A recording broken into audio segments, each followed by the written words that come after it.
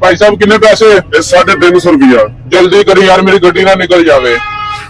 लै भी यतीक लगदा इस बंदे नूं जल्दी है। इनू रुपया देने पहले 800 जे इसने लै गेण ते मोड़े नूं रुपया दिसा है होर मकसद इनू देना 4200 ते जे इस ना गिने ते मोड़ अपनी 4000 दी लग जानी है सीधी। 6 7 8 आ भाई साहब लो यार यस कोई गल होगी जी मैं चाहता हाँ अज लगी तैयारी चंगी ते लगी आ जक लाल दी 4000 का हो गया ना अपना ये तो मैं सौ देवन वाला भी उस्ताद नूं बनता भी उस्ताद है तो मेरे अपने ने ना मैं किहड़े चोरी कीते ने जिवें दी अज 4 दी लगी जिंदगी च नहीं लगनी ये तो गया सी ते मेरे पोचे सज्जे विच।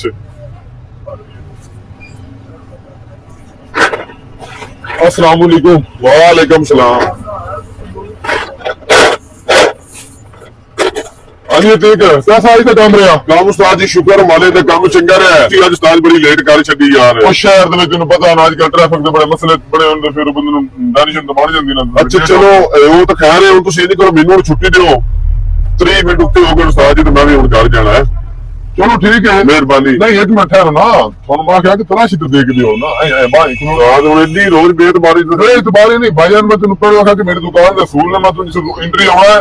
उसे तो तलाशी लेनी है तेरी जेबां खाली होवन जावे ते तेरी जेबां खाली होवन।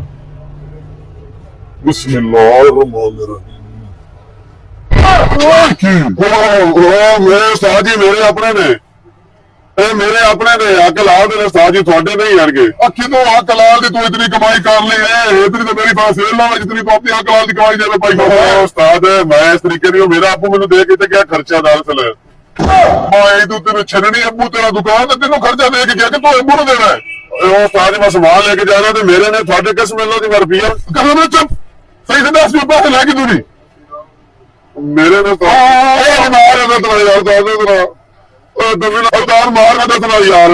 और मेरे को दमी नलका आया उसने मेरे को बैग रुपया दिता 5000 ओनू कोई जल्दी आई वाह वाह मैं उन्होंने 800 रुपया बकाया दिता मैं आके जगह इस गिण लेना तेन बकाया होर च दसा उस गिणे कोई साथ हो वागे 800 लेके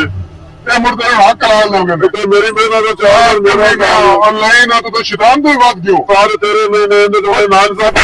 तू मेरा भी इतबार कॉल किया दुकान का भी कॉल किया ये छुट्टा पा जाएगा तू काम तेरा कुछ लेंगे अगर तू काम तेरा अजीब गल यार ये तो मेरे हक लाल की मेहनत है मेरे साथ है माली माली करोता है बकाया मतलब कहते भाई साहब बकाया कितना दिता से यार तेरे बकाया की खातर मेरा काम जाता रहा तेन बकाया की पई है मेरी गल सुन तेरे तो मैं दोबारा करके पैसे गिणन तो बगैर जे भाई पाला तू मैंने 4000 की फटी ठोकती है मैं तेन देगा तो तू आ गया यार मेरी केड़ी गलती 4000 रुपया दे अब मेरा मोबाइल तो बकाया उस्ताद को लाया दे आके मोबाइल चल लाया दे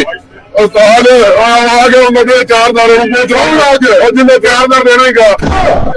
फटी ला गया ला भैया वन्नी रेडी निकल के काम भी गया मोबाइल भी गया तो चंगा मैं बेईमानी ना ही करता भाईजान थोड़ी मेहरबानी की जो बकाया लैना ना तसली ना कह लेगा तो थोड़ी मुरड़ी है निकली में मैं सोचे जनाब बस इजाजत चाहते हैं क्योंकि माहौल पत्थर में भी जाना है तू तो रड़ी निकलेगी जब निकले